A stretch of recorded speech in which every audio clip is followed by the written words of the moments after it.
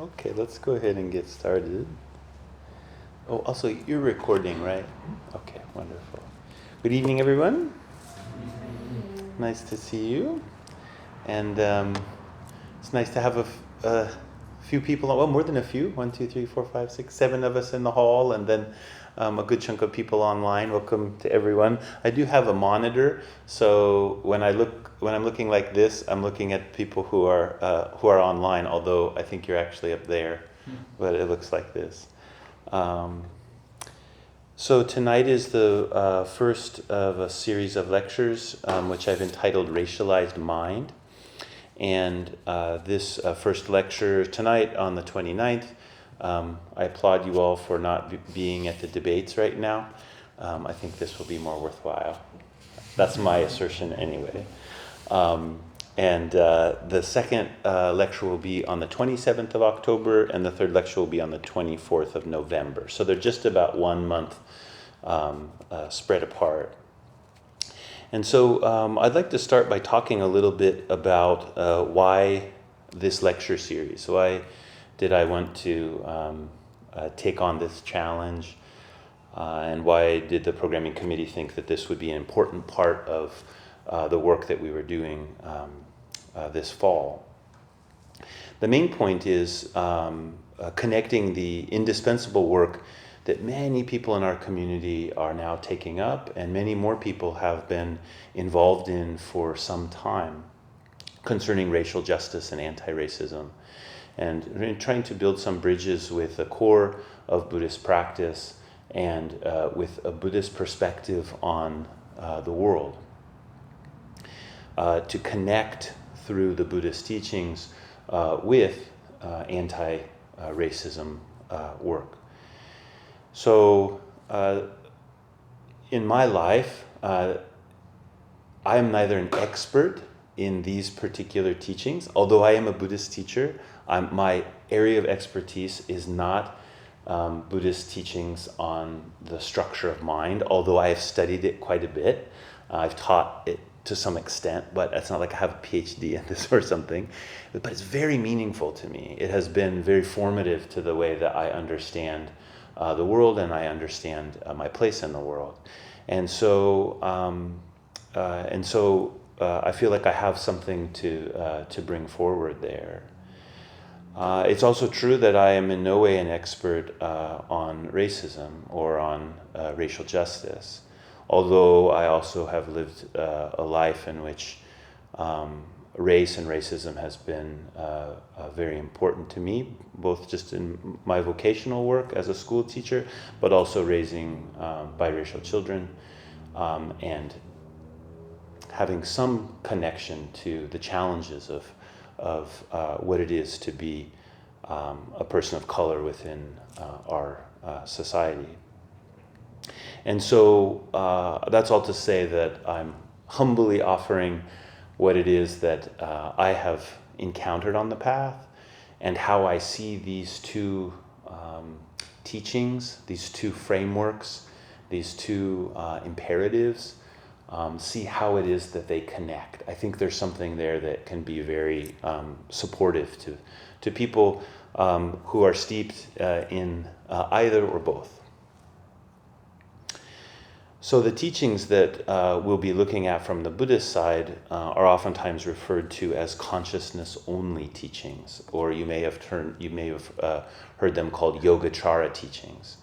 And those are teachings which are ancient teachings that sprang from the Buddhist tradition, that analyze the structure of consciousness. They analyze how is it that we come to the experiences that we have.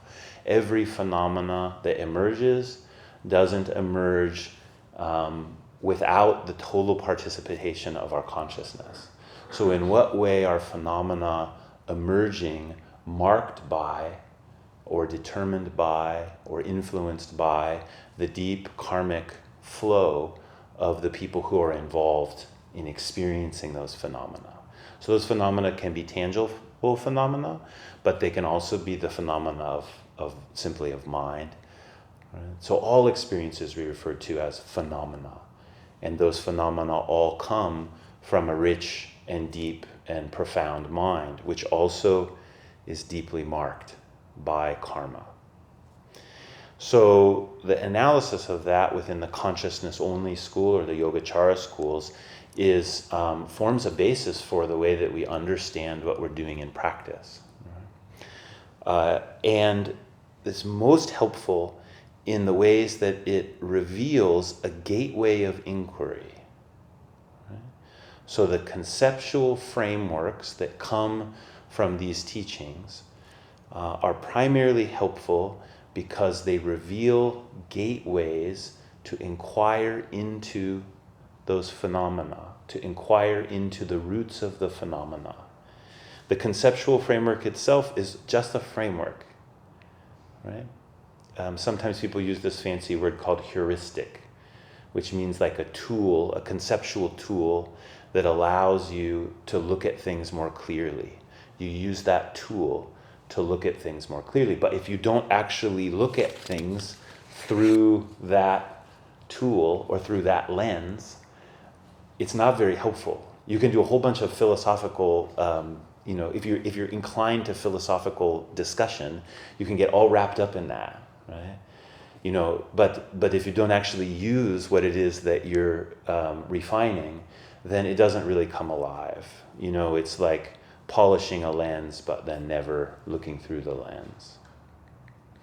So this epistemological frameworks, epistemological here meaning how it is that we know things, how it is that we come to experience what we experience, and how do we come to trust or believe what it is that we trust or believe.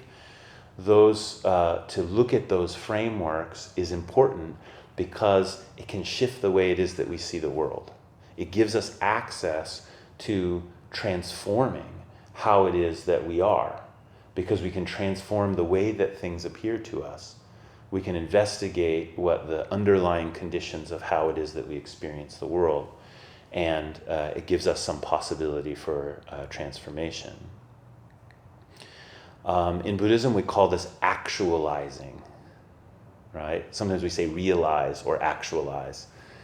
It means to take something which maybe just lives in a conceptual way and to make it actual, to wake up to it, to wake up to the way in which our experience is emerging moment to moment through the aperture of our own consciousness. Right? Gives us an opportunity that we don't have otherwise. And so while I'll be talking about the Yogacara teachings, I want to encourage everyone, you've got to apply these frameworks in your daily life for them to really take on a life. Right? So the epistemological lens, as you're polishing it, you've got to be using it. Right? And I think mostly, probably all of you are already doing that. Right? So just double down on that a bit, and then particularly as it comes to thinking about race and to thinking about racism, white supremacy, and how that functions in our society and how it functions in us. The second thing I really want to encourage people in, if you're not already doing this, join others in this work. Right? This isn't something you're going to figure out on your own. Right? It's something in which these frameworks can help you find avenues of inquiry, but you really need to be with other people to explore what that is. And that's different for everyone. I'm sure many of you are already involved in that kind of work with other people, whether it's something simple like a reading group, or you're part of you've been to different kinds of trainings where anti-racist work is shared together with other people, or perhaps you're part of an affinity group that explores your experience around race and racism. These kinds of things are really important. So applying in your daily life and then joining others, I really encourage people towards. And that end, we do have a few things happening at Buddha Eye starting next week. We have 3 circles, community circles, in which people are reading texts on racism and anti-racism, and then in small groups exploring that together in a much more sharing and dialogue-centered way of approaching the issues, where you can be exploring together your own experience. And there are these three books. I won't go overly commercial here, but the three circles. One's based on these are all very popular books. I think maybe all of them are New York Times bestsellers. Yep, indeed they are. How to be an Anti-Racist, in which June will be leading a group centered on this book.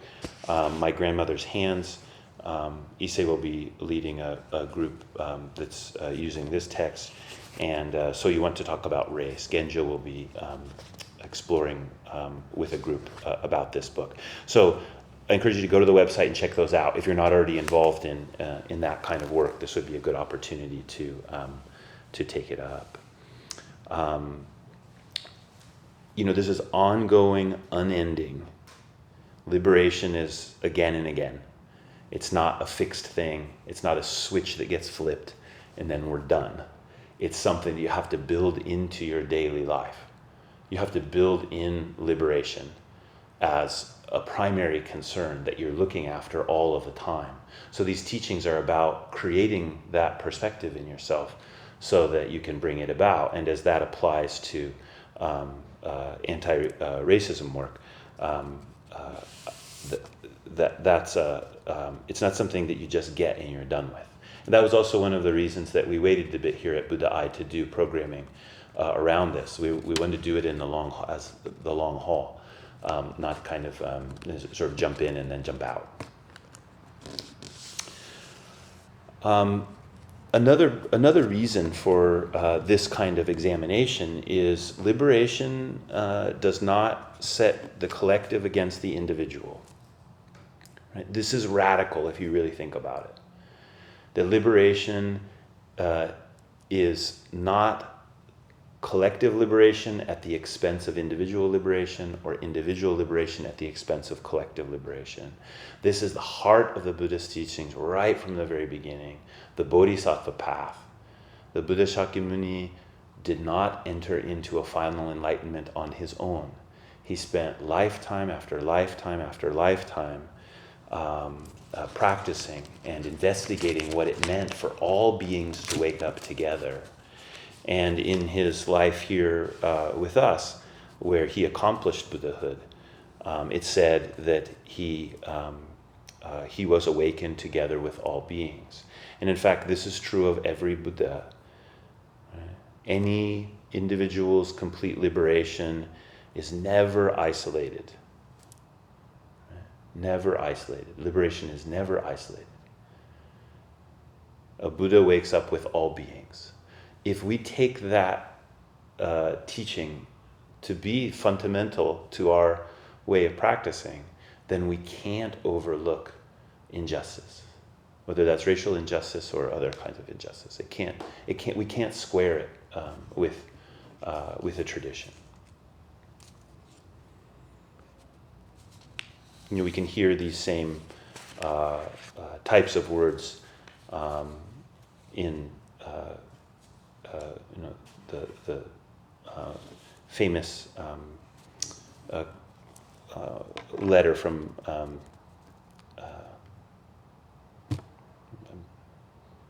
Birmingham jail by Martin Luther King, where he says, an injustice anywhere is an injustice everywhere. Our deep mutuality is what's at stake here.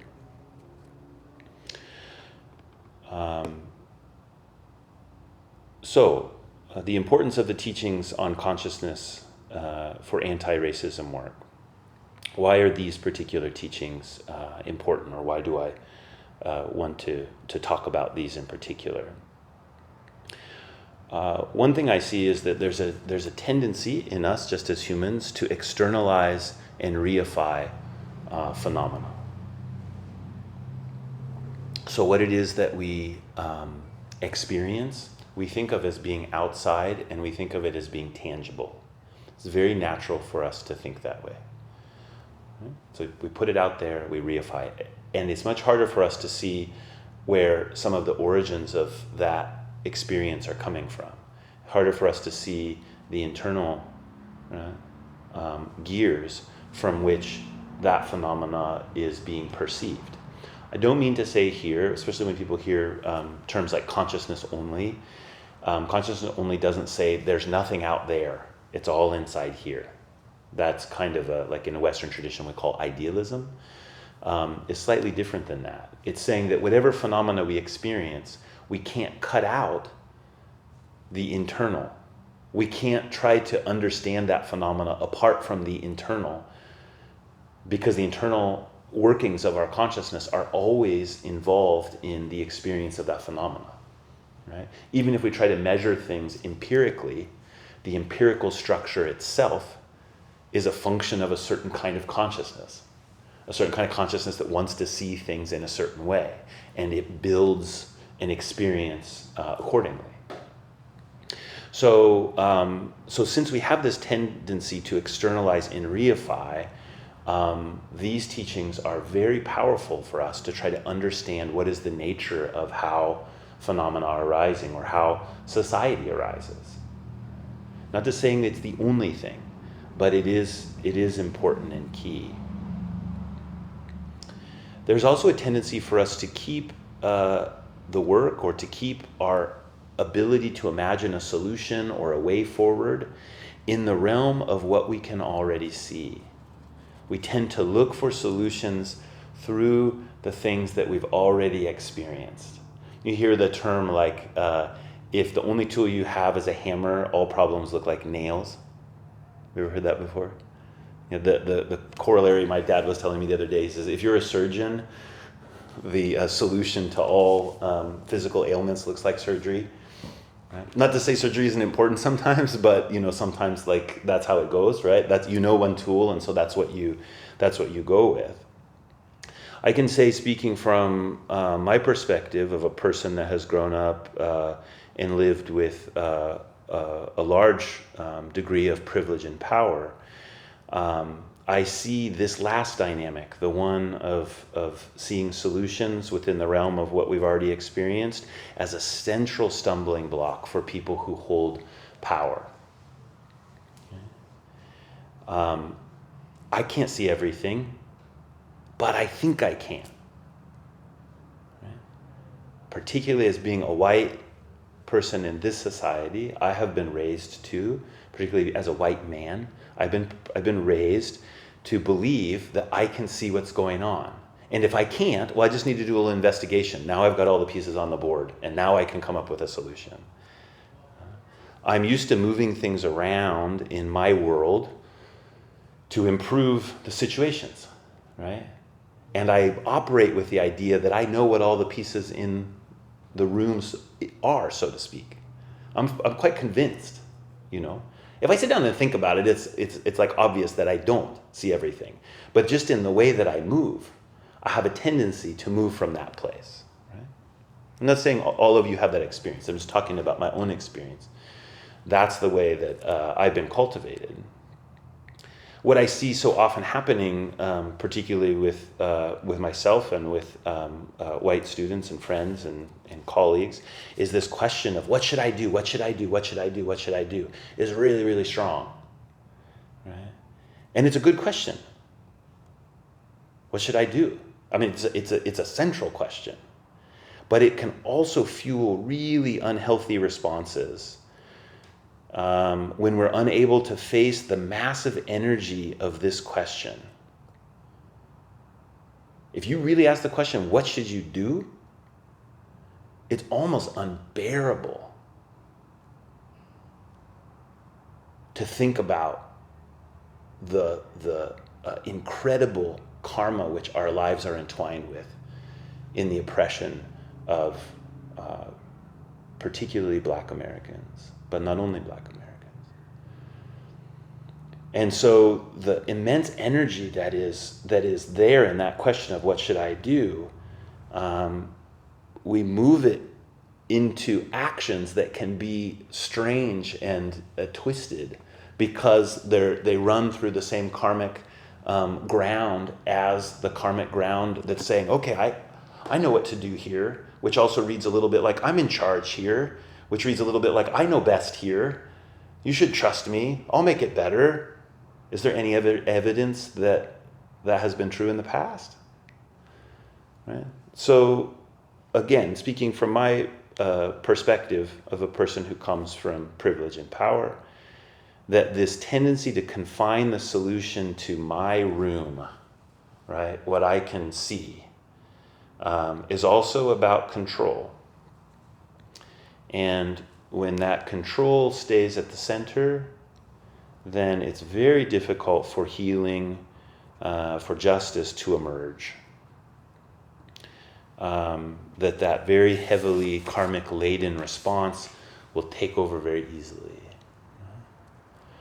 So the reason I'm bringing this up is, if we want to ask the question, what should I do? If we only think of that in an external way, and we don't also deal with the internal implications of what that question is, then it's very hard for us to become good at this work.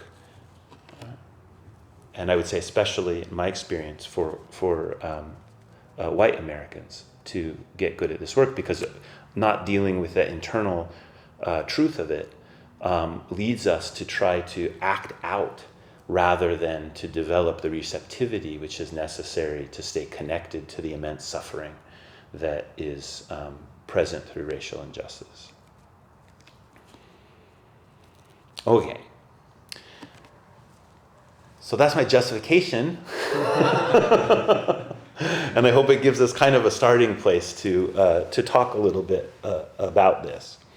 So I'll draw some things here, and I'm hoping that that this will be able to show up for folks on the screen. I'll try to draw fairly large, and Stefan will be kind of coming in and out a bit to look at things. So I want to kind of give a couple images here to think about what we're doing.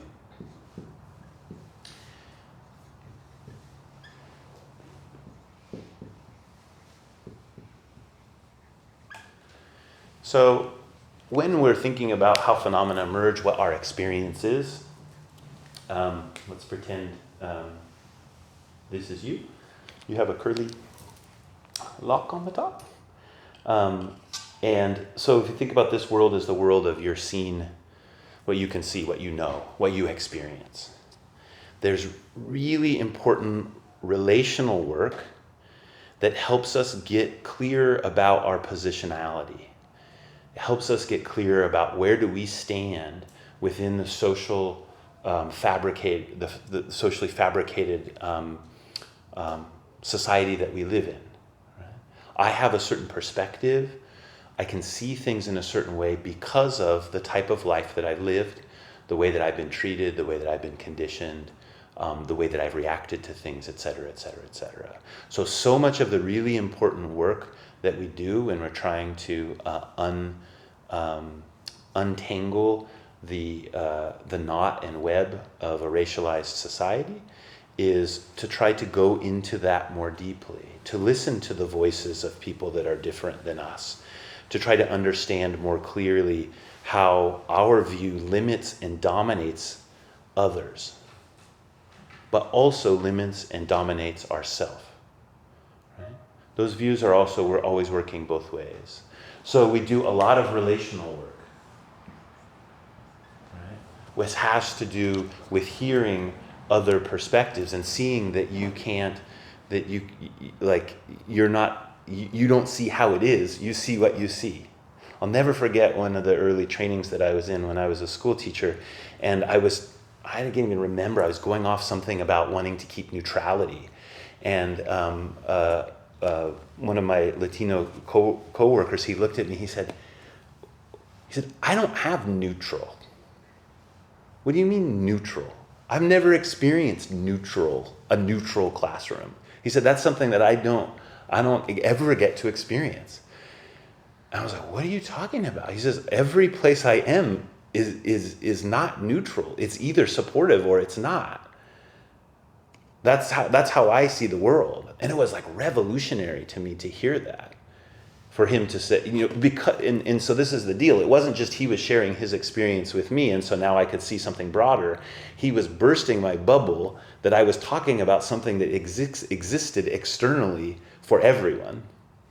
That neutrality existed for me as a white man within the social framework which I am, which I was living in or live in. I could experience neutrality there. In fact, neutrality was a way in which I could pass over all kinds of questions that would be important about what it means to have a healthy community within the classroom. This is when I was a school teacher, right? So it wasn't just that I learned another viewpoint. My bubble was popped, right? That I was seeing how things are, right? And my concerns were linked to trying to stretch my perspective out over everything else. So that kind of work, you got to get together with other people to do that kind of a work. It's the only way to do it. You can read. Reading's great. You can listen to things. You can read poetry. You can all kinds of things. But really, you need to be in communication with people to do that kind of work. And that kind of work is intimately related with internal work. Okay? If this is the seen and the other seen, or I'll call it a version of the unseen, like what you can't see, the stuff that's not in the room, right? That you think if you got all the furniture in the right order, the problem would be solved. Go listen to some other people and you'll figure out, all the furniture isn't in the room. There's lots of rooms, right? But another thing, if you pay attention, especially if you're doing this kind of work, you'll see, oh my gosh, there's also a whole unseen world which goes this direction. And the two are working together all the time. What we experience outwardly, we also experience inwardly. And what we experience inwardly, we also experience outwardly. And so these two forms of the unseen are really important for us to be able to do the depth work which is possible here. We can call these the roots.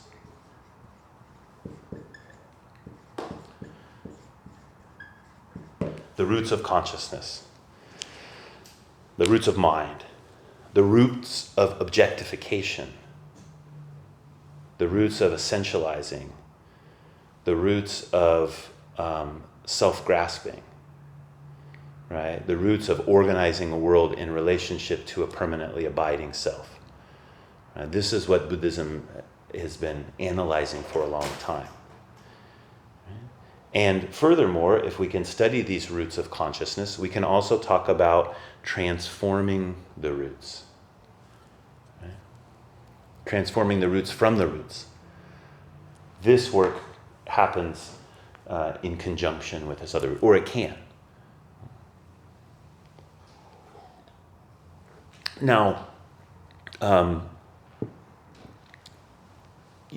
these days you hear a lot about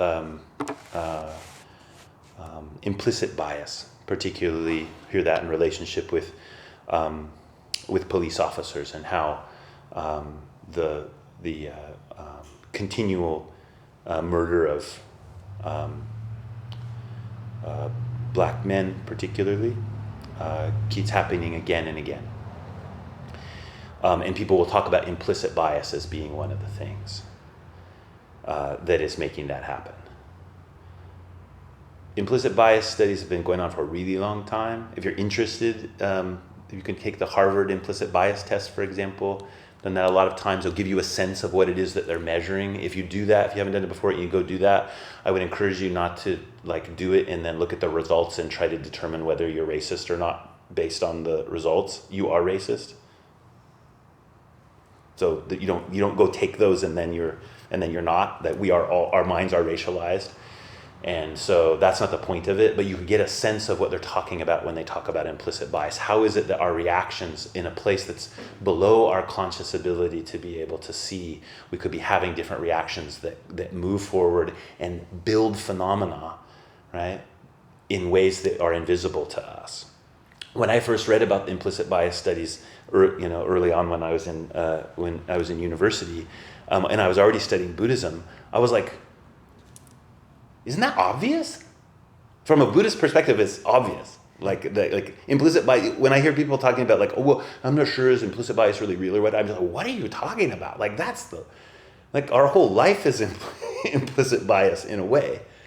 That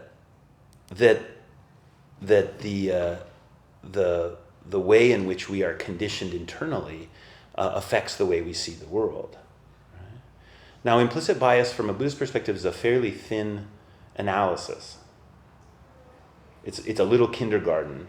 It's important, but it's a little kindergarten when it comes to looking into the mind. Right? So these teachings are saying, let's get down in there and let's see more deeply what's going on. Not as a way to deflect ourselves from the analysis of structural injustice. That's not the reason at all. We have to do that work, right? That happens here. We should have another arrow up here that's talking about relating with with society in general and power structures, etc.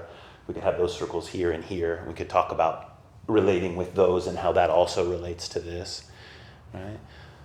But the point that I want to make is that we must learn thoroughly, outwardly, but also inwardly, the devastatingly thick and twisted karma of this nation. We can't just identify personal bias, right? That's so much what, like we talk about implicit bias, we think, oh, it's personal bias. If we could kind of like get over my personal bias, racism would go away.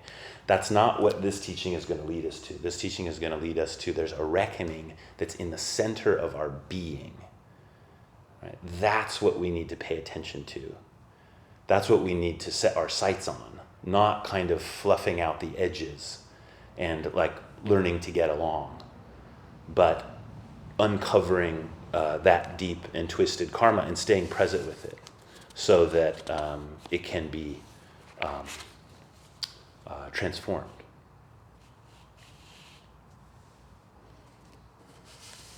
So when we do this examination, when we say, what are we going to see when we start looking down into consciousness? There is the traditional analysis, which is going to form the basis of what it is that we're exploring. So many of you may have heard this teachings before, and it's the teachings of the eight consciousnesses.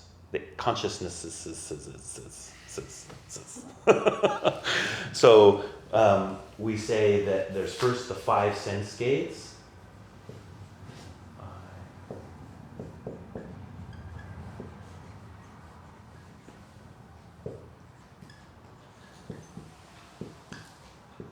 So these are the first five, right? 1 through 5. So we have the consciousness of eye, we have consciousness of ear, we have consciousness of nose, we have consciousness of tongue, and we have consciousness of body. All right? Sight, sound, smell,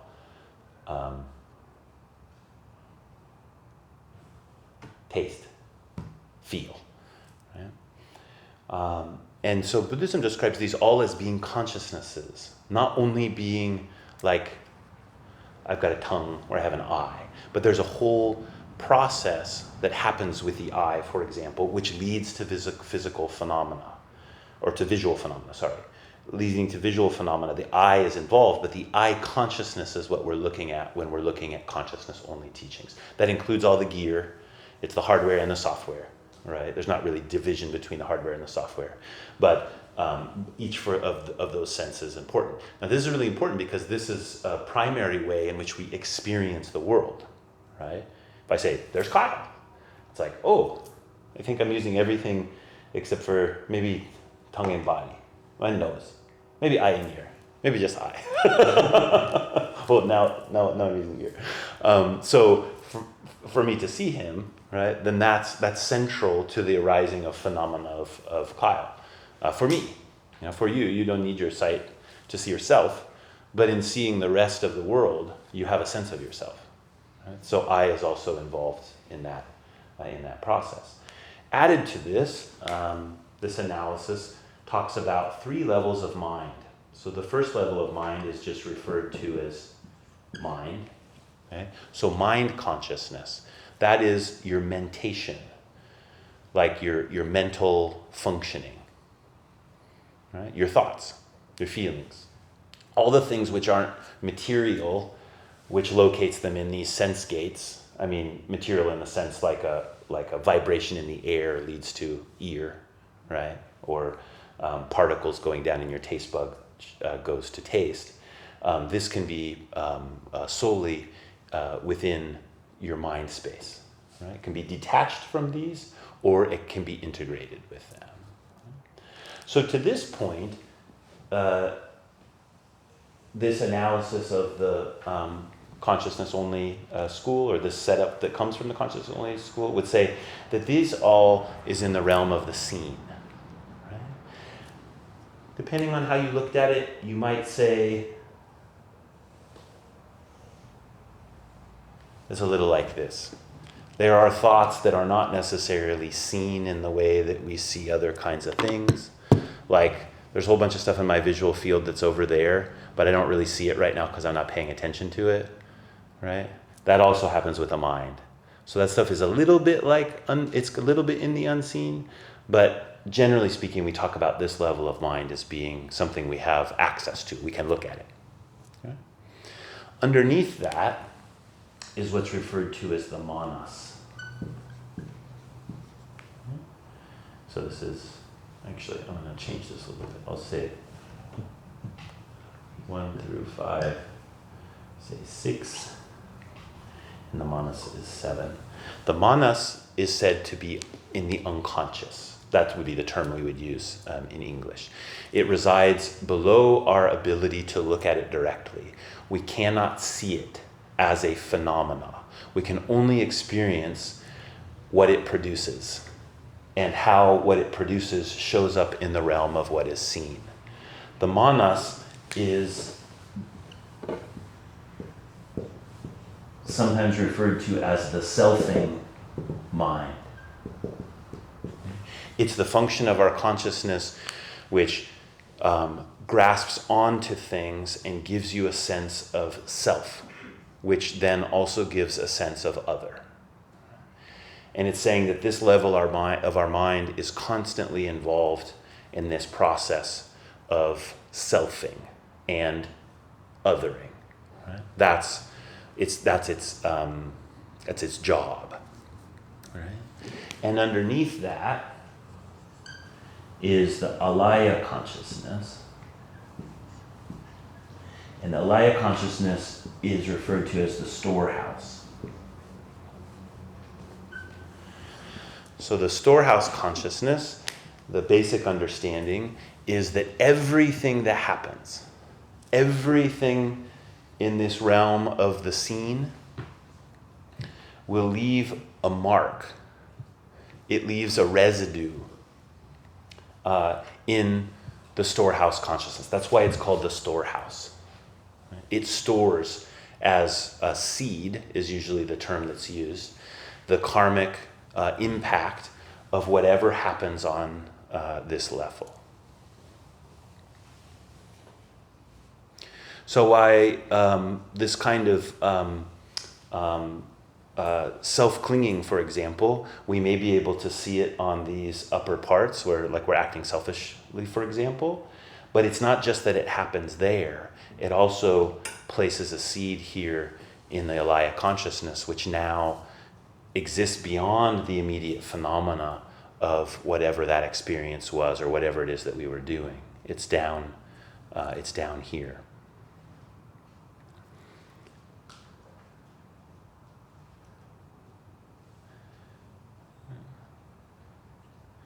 Now, why is that important? It's important because the unskillful, the oppressive ways of functioning need continual inquiry and humility, right? That we don't just try to look for the solution here in the realm that we see, but we need to undo something which is at a much more fundamental level of how it is that we are in the world.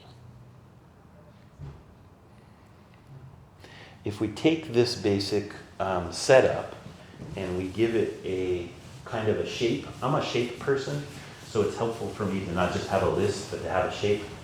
I apologize to you if you are not a shape person, because this probably will drive you crazy, but for people like me, at least it's helpful to have the shape. So one way you could think of this is like you have the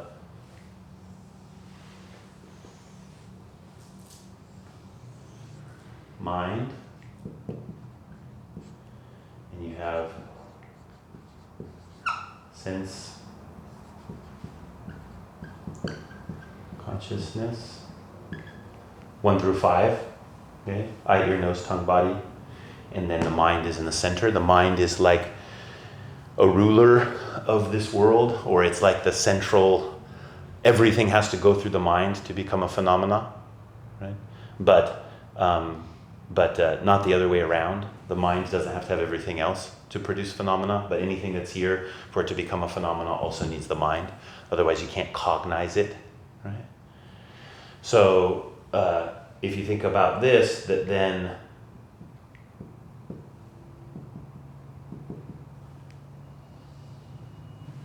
there's this other part of the mind, which is the manas, which sits in the alaya. That this stem of the mind, which is the selfing agent, is relating with the alaya, is also relating here up into the world of what can be seen. Now, the thing about this that's really core to this teaching is that the manas, the selfing mechanism, it's operating in both directions. So at a very deep level, the manas is taking this storehouse consciousness, this deep well of the unconscious, and it's grabbing onto it. It's grabbing onto the part of it that doesn't change. And I don't want to get too technical about that, but just trust me on that. We could go into it deeply if we come for tea or something. But it grabs onto that. And when it grabs onto that, it produces the idea of an intrinsic self. Like inside of me, there is a me. Aside from all this business, right? There is this me-ness. Right? And as it produces that in this direction, it then projects it up into this direction. Right? That this, when we talk about in Buddhism, beginningless greed, hate, and delusion, we're not just talking about the stuff that's happening up here. We're talking about greed, hate, and delusion that exists deep within our soul, right? Deep within our consciousness. And that as this is happening, we're then enacting that essential grasping up into the world.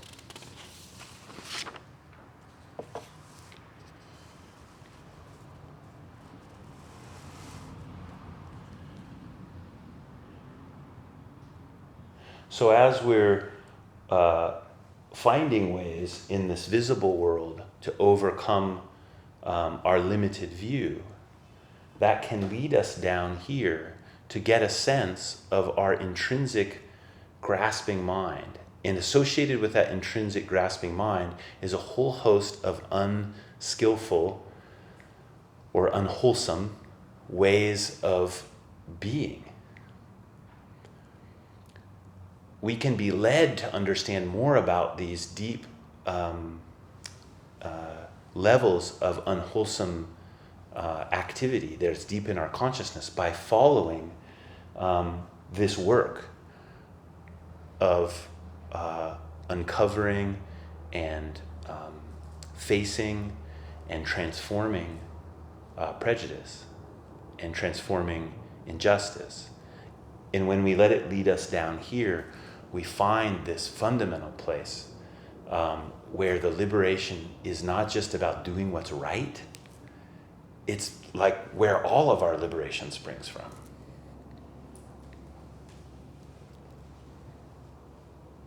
So I want to tell you a story.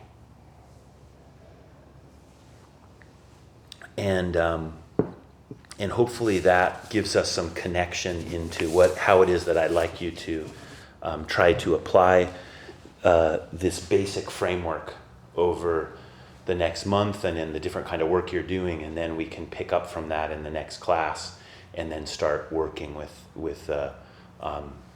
what does transformation look like? What is identifying these deep patterns, and what does transformation look like there?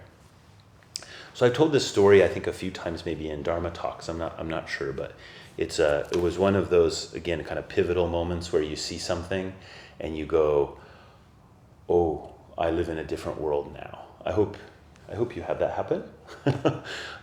It's a good thing to cultivate. Pay attention to those moments as much as you can. And part of what I want to talk about here is how to let those moments lead you deeper into Buddhist practice and into this other kind of work, justice work. So I was a school teacher for many, many years, and I loved that work. I prided myself on being a very approachable teacher, a kind teacher, someone that was easy for students to ask help from. I really put lots and lots and lots of effort into knowing my students as people, not as a student, right? To know, I would memorize all their names the very first day of class, even I had like 120 students. I would learn all their names right from the very beginning. I always made a point of speaking to using their name. So they're a person, right? And I'm a person. And I did lots and lots of work to try to get better and better at that. And so much learning came out of that. And so one day, this was quite late in my career, maybe the last couple of years I was teaching. I was talking with one of my students. It was a young woman, and she was white. And I was explaining something to her, and she wasn't getting what I was saying, and she was also kind of like pushing back a little bit. She was resisting a little bit. I was trying to give her some instruction around something, and she was pushing back on me a little bit about it. And I noticed, which I'm sure I did millions of times, but this is the first time I noticed it. I went, we were standing, and I remember she was quite little. And as I was explaining this to her, it wasn't massive. It wasn't like I was like, "Look, you need to listen to me right now, little girl." It wasn't that, but I just felt my posture shift. And I grew a little bit, and I became more imposing. Like I could see that's exactly what I was doing.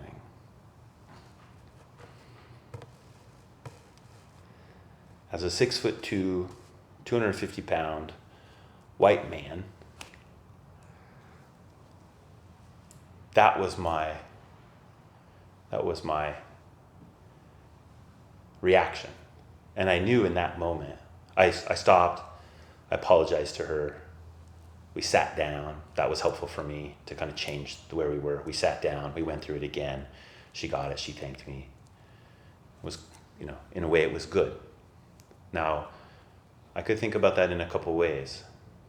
One way I could say, "Oh, solve the problem." Right? We made up. She was okay. I was okay.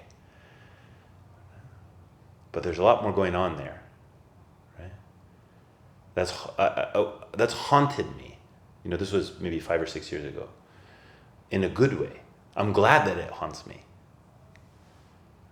Because it does something for me to realize that there's an inquiry there that is open now, which I can continually look into. How might that situation have been different if I were a 6'2", 250-pound black man?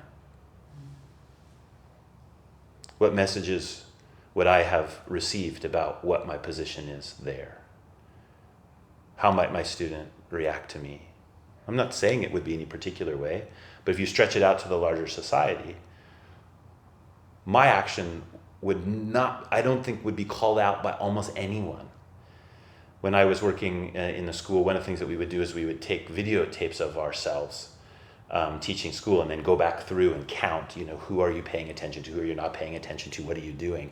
That would have been almost impossible to catch on a videotape. Because I don't think I moved hardly at all. My spirit body moved. My intention moved. My sense of who I was moved. Right? So, through that kind of experience, right, when I can feel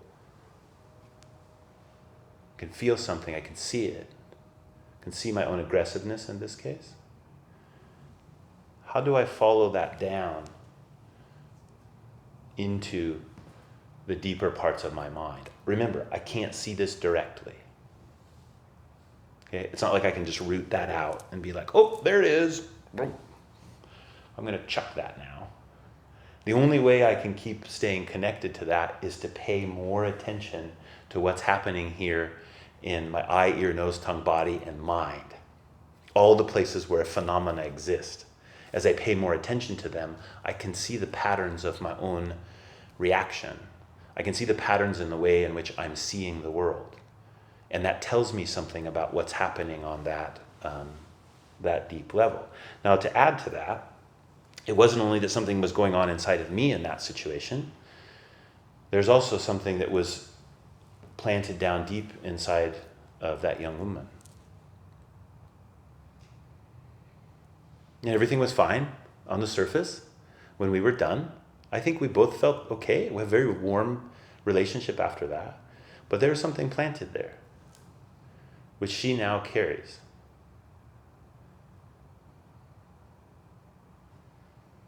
What she does with that will be her own karma. But I can't disconnect myself from that. I was completely involved.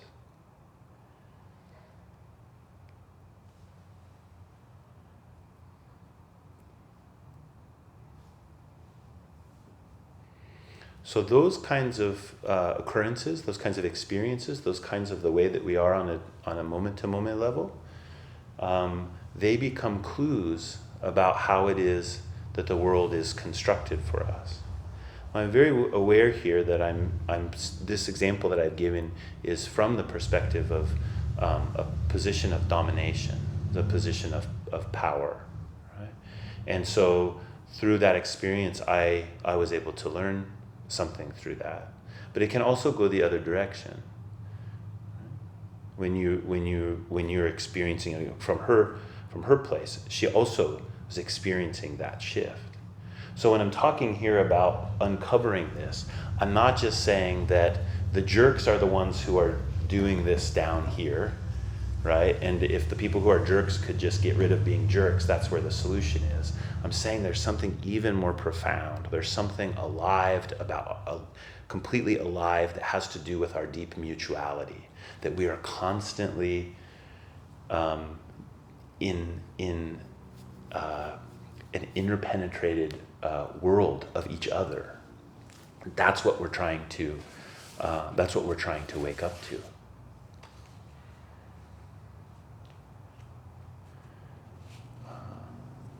So, as we engage in this work to undo white supremacy, as people are engaged in this work, and I hope everyone here, these lectures again are I'm just trying to open up some gateways that can be helpful to you in some way. However it is that you're able to take up that work, we have excellent tools to meet with these deep roots. This is what Buddhism has worked on this for a long time. We need other kinds of tools for different things, but when it comes to this internal work, Buddhism has a lot to offer us here.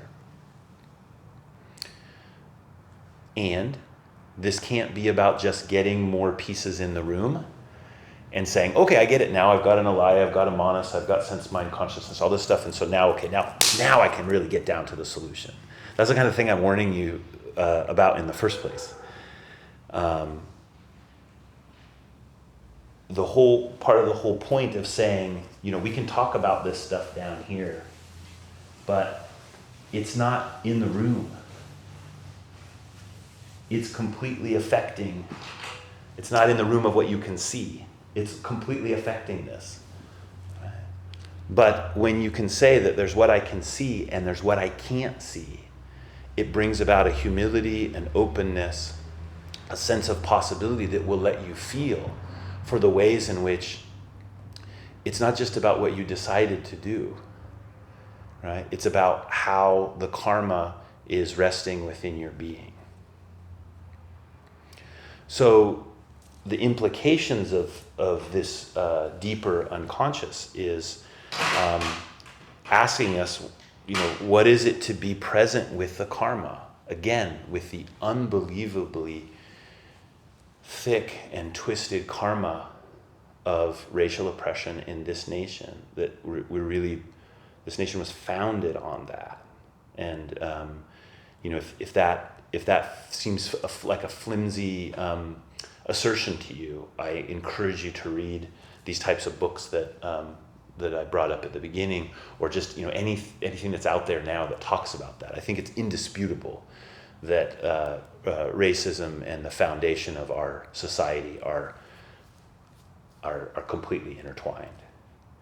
So the invitation here is not, how am I going to figure it all out? The invitation is to be present with that karma.